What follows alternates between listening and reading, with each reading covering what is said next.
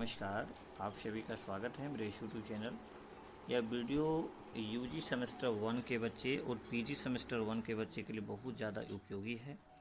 आज हम आप लोग को एंशिएंट इंडियन हिस्ट्री से कुछ इम्पॉर्टेंट ऑब्जेक्टिव क्वेश्चन का चर्चा करेंगे जो परीक्षा के दृष्टिकोण से काफ़ी महत्वपूर्ण है। सबसे पहले चूँकि पीजी सेमेस्टर 1 का एग्ज़ाम अभी बाकी है इस पेपर का, तो उसी को ध्यान में रखते हुए हम जो है सो अभी चर्चा करेंगे ताकि आप वैसे प्रश्नों को एग्ज़ाम में सॉल्व कर सकें जो यहाँ से पूछे जा सकते हैं।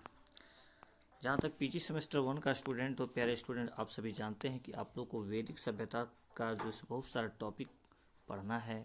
वैदिक सभ्यता, मौर्यन डायनेस्टी, गुप्ता डायनेस्टी, है ना, चोल वंश, ये सब आपके लिए इम्पोर्टेंट है। तो हम लोग वैदिक सभ्यता से जो कुछ इम्पोर्टेंट ऑब्जेक्टिव प्रश्न हो सकते हैं आपके परीक्षा के दृष्टिकोण से, क्योंकि उसमें वहाँ पर सभा समिति ये सब आपका विदत आपके वैदिक सभ्यता में आपके वो सिलेबस में आपका मेंशन है। तो उसी को ध्यान में रखते हुए सबसे पहले हम लोग वैदिक काल में जो आपके लिए इम्पोर्टेंट क्वेश्चन हो सकता है उसको हम लोग देखेंगे। इसमें क्या आपके लिए पूछा जा सकता है और क्या आपके लिए इम्पोर्टेंट हो सकता है।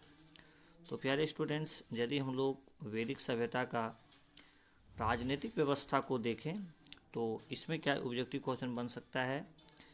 जैसे राजनीतिक व्यवस्था में देखते हैं कि जनों की अगुवाई एक राजन द्वारा की जाती थी, जिसे पुरोहित ग्रामीण सेना द्वारा सहायता की जाती थी, तथा सभा समिति विद्वत गण सरथा जैसे लोकप्रिय निकाय थे। देखिए, यदि आपको बोलेगा सभा जो है एक छोटी जबकि समिति विशाल संस्था थी, आपको बोलेगा कि वैदिक सभ्यता में इसमें कौन सी संस्था सबसे बड़ी थी, तो समिति सबसे बड़ी थी और सभा छोटी। विद्वत बहुत प्राचीन संस्था थी, आपको पूछा जा सकता है कि वैदिक काल में सबसे प्राचीन संस्था कौन थी, तो विद्वत। जन को आगे विष और विष को कई कुलों और कुटुंब में विभाजित किया गया था, तो ये थोड़ा सा ध्यान रखिएगा। कुल का प्रमुख कुलप तथा इसकी इकाई के रूप में गृह था, जिसका नेतृत्व गृहपति करता था। तो ये थोड़ा सा ध्यान रखिए। यहाँ से आपका ऑब्जेक्टिव क्वेश्चन क्या बन सकता है कि वैदिक काल की सबसे बड़ी संस्था समिति थी, सबसे प्राचीन संस्था विद्वत थी, जो आप जानते हैं बहुत इम्पोर्टेंट है। यदि वर्जपति एक वर्ड आया है, एक बड़ी भूमि का अधिकारी जो कुलप या ग्रामीणों का नेता होता था, तो एक प्रकार का अधिकारी का नाम है वर्जपति। ठीक है, चलिए, तो इसको थोड़ा सा आप लोग ध्यान में रखिएगा। यहाँ से आपको क्वेश्चन पूछा जा सकता है क्योंकि ये आपके सिलेबस में मेंशन है, इसीलिए यहाँ इसको थोड़ा सा देख लीजिएगा। हो सकता है कि वो पूछ दे भैया कि कितने वेद हैं, और इससे भी आपको पूछा जा सकता है, लेकिन खासकर आपके सिलेबस में सभा समिति के बारे में लिखा हुआ है, इसलिए ये इम्पोर्टेंट आपको पूछा जा सकता है कि सबसे प्राचीन संस्था कौन था। थोड़ा सा ध्यान रखिएगा, यहाँ पर और भी कुछ चीज़ें हैं जहाँ से क्वेश्चन पूछा जा सकता है। जैसे रत्नीन क्या होता था, तो राजन का प्राधिकरण अधिक स्पष्ट हो गया था और 12 रत्नीन नामक सहायक कर्मचारी, तो ये सहायक कर्मचारी होते थे, अधिकारी होते थे जो राजा को मदद करते थे, तो ये रत्नीन है। ठीक है, थोड़ा सा इसको आप लोग ध्यान में रखिएगा। अब हम लोग देखते हैं जहाँ से आपको पूछा जाएगा ऑब्जेक्टिव क्वेश्चन, वो है सबसे इम्पोर्टेंट संस्था मौर्यन डायनेस्टी। मौर्य काल को पूछा जाएगा कि सप्तांग सिद्धांत किसने दिया, तो सप्तांग सिद्धांत कौटिल्य ने दिया था, बहुत इम्पोर्टेंट है। आपको पूछा जा सकता है कि इंडिका के लेखक कौन है, तो मेगास्थनीज है। ठीक है, तो ये कुछ है, लेकिन हम लोग ज़्यादातर देखेंगे खासकर एडमिनिस्ट्रेशन सिस्टम में आपको पढ़ना है, आपके सिलेबस में मेंशन है, तो वहाँ से क्या क्या आपको इम्पोर्टेंट हो सकते हैं उसको थोड़ा सा हम लोग देखने का प्रयास करते हैं कि आपके सिलेबस में यदि है तो हम लोग उसको किस तरह से पढ़ें ताकि जो है एग्ज़ाम में आपका क्वेश्चन जो है आ जाए और अच्छा से आप कर सकें। कुछ चीज़ें हैं, थोड़ा सा ध्यान रखिएगा। मेगास्थनीज की इंडिका है, कौटिल्य का अर्थशास्त्र है, विशाखदत्त की मुद्रा राक्षस है। खासकर हम लोग यदि मौर्य साम्राज्य का इतिहास जानना चाहते हैं तो ये इम्पोर्टेंट स्रोत हैं मौर्यन डायनेस्टी को जानने का, जिसकी सहायता से हम मौर्य काल का इतिहास बता सकते हैं। जैसे धर्मशास्त्र की पुस्तकें, पुराण है, बौद्ध ग्रंथ में जातक है, दीपवंश है, महावंश है, याहत सिक्के पुरातात्विक में आ सकते हैं, उत्तरी काली पॉलिश युक्त मृदभांड हो गए, पाटलिपुत्र में चंद्रगुप्त मौर्य का लकड़ी का बना दरबार है, अशोक के अभिलेख एवं शिलालेख। तो ये इम्पोर्टेंट है। अब आगे क्या बन सकता है, थोड़ा सा ध्यान रखिएगा। देखिए, आप सभी जानते हैं कि मौर्य डायनेस्टी में चंद्रगुप्त मौर्य इसके संस्थापक थे, सभी जानते हैं। और चंद्रगुप्त मौर्य ने धनानंद के साथ युद्ध किया और उस पर विजय प्राप्त की, ये सब भी आप जानते हैं। नेक्स्ट इम्पोर्टेंट हो सकता है कि चंद्रगुप्त मौर्य ने कब जो है सो मौर्य साम्राज्य की स्थापना की। तो 322 BC में मौर्य साम्राज्य की स्थापना की। थोड़ा सा ध्यान रखिए, एक बार चलते चलते इसको पढ़ लीजिएगा। 305 BC में चंद्रगुप्त मौर्य ने सिकंदर के बाद तत्कालीन यूनानी शासक सेल्यूकस निकेटर को पराजित किया। सेल्यूकस ने चंद्रगुप्त मौर्य के दरबार में मेगस्तीन नामक जो है राजदूत भेजा था। ये थोड़ा सा देख लीजिएगा। जैन स्रोतों के अनुसार चंद्रगुप्त मौर्य ने अपने जीवन का अंतिम चरण पुत्र के पक्ष में सिंहासन छोड़कर जैन धर्म की दीक्षा ली। तो ये बहुत ज़्यादा इम्पोर्टेंट आपके लिए नहीं है, खासकर इसका एडमिनिस्ट्रेशन सिस्टम से आपको पूछा जाएगा, क्योंकि ये जो है सो आपका सिलेबस में पूरी तरह से बेस्ड है। चंद्रगुप्त मौर्य के बाद बिंदुसार आए, आप सभी जानते हैं, और इसे अमित्रघात शत्रु विनाशक के नाम से भी जाना जाता है। अन्य नाम मद्रसार तथा सिंहसेन भी है। बिंदुसार जो था आजीवक संप्रदाय का अनुयायी था। ये आपके लिए बहुत ज़्यादा इम्पोर्टेंट नहीं है, कंपटीशन में ये काम देगा। बिंदुसार ने एंटियोकस से मदिरा, सूखा अंजीर तथा दार्शनिक भेजने की मांग की थी। इसने मदिरा से सूखे अंजीर तो भेजे लेकिन दार्शनिक नहीं भेजा। ठीक है। नेक्स्ट इम्पोर्टेंट शासक हुए अशोक महान। अशोक का राजाभिषेक 269 BC में हुआ था, आप सभी जानते हैं। अपने राजाभिषेक के 8 वर्षों के बाद अशोक ने 261 BC में कलिंग युद्ध हुआ। तो एक ऑब्जेक्टिव बन सकता है कि कलिंग युद्ध कब हुआ, तो 261 BC यानी ईस्वी पूर्व। इसको ध्यान रखिएगा। ठीक है दोस्तों, कलिंग युद्ध में हुए नरसंहार से विचलित होकर अशोक ने युद्ध की नीति को त्याग कर धर्म की नीति अपनाई, आप सभी जानते हैं। और आगे चलकर उसने मोगलीपुत्तिश के नेतृत्व में बौद्ध धर्म को अपनाया। मोगलीपुत्तिश ने 250 BC में पाटलिपुत्र में होने वाली तीसरी बौद्ध परिषद की अध्यक्षता की। तो ये बहुत इम्पोर्टेंट है, आपके लिए बहुत ज़्यादा इम्पोर्टेंट नहीं है, कंपटीशन में बहुत इम्पोर्टेंट है। ठीक है, चलिए हम लोग को जो देखना है वो देखना है मौर्य काल की जो राजनीतिक व्यवस्था है, अर्थव्यवस्था भी आपके लिए इम्पोर्टेंट हो सकता है। थोड़ा सा इसको देख लीजिए, इसमें क्या क्या आपके लिए इम्पोर्टेंट हो सकते हैं, है ना।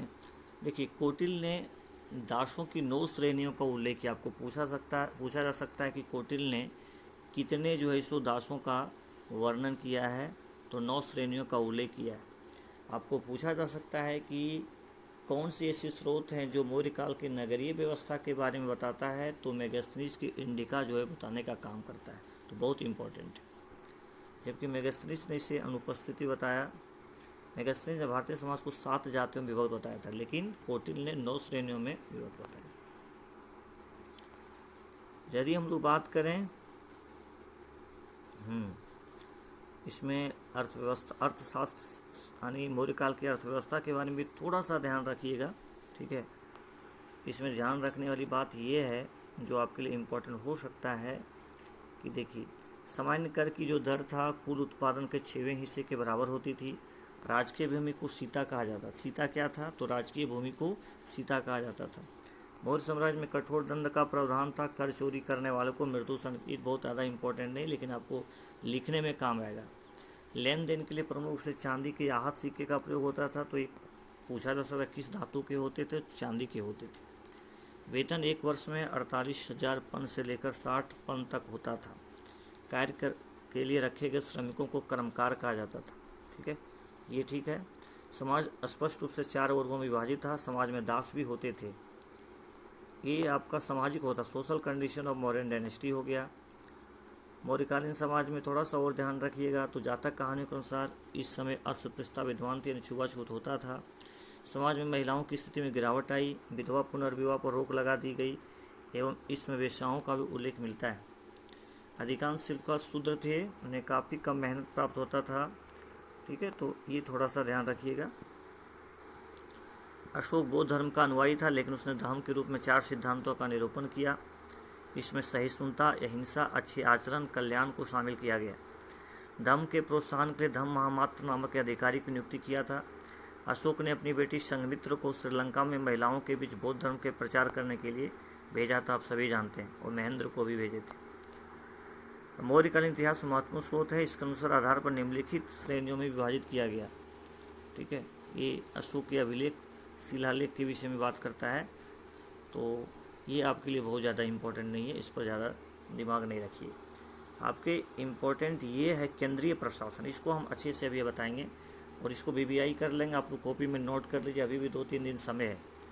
केंद्रीय प्रशासन की यदि हम बात करें मौर्यकाल की, तो इसमें राजा की भूमिका प्रमुख होती थी और मंत्री परिषद से संबंधित था, और यह मंत्री परिषद से संबंधित था युवराज, पुरोहित, सेनापति और अन्य उच्चतम अधिकारियों को तीर्थ अधीक्षक कहा जाता था, और ये 26 विभागों को प्रबंधित करते थे। मंत्री, प्रमुख मंत्री, मंत्री परिषद अध्यक्ष, मंत्री परिषद का अध्यक्ष होता था, पुरोहित, प्रमुख पुरोहित, सेनापति सेना का प्रमुख होता था, युवराज राजा का उत्तराधिकारी होता था, समाहर्ता राजस्व संग्राहक होता था। तो ये कुछ इम्पोर्टेंट चीज़ है। समाहर्ता जो है वो राजस्व संग्राहक होता था, यानी टैक्स का कलेक्शन करने का काम समाहर्ता, जिसको कलेक्टर बोलते हैं, ये करता था।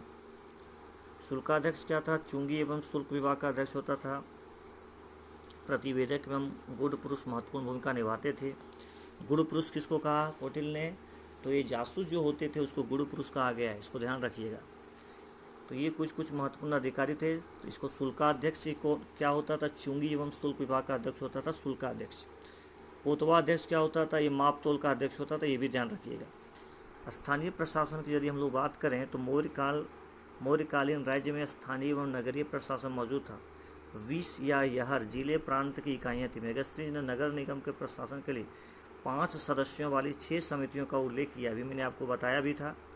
अब हम लोग थोड़ा सा देखते हैं मौर्यकालीन प्रशासन में और भी जो कुछ अध्यक्ष थे, जैसे पन्याध्यक्ष, ये वाणिज्य का अध्यक्ष होता था। युक्ता क्या होता था?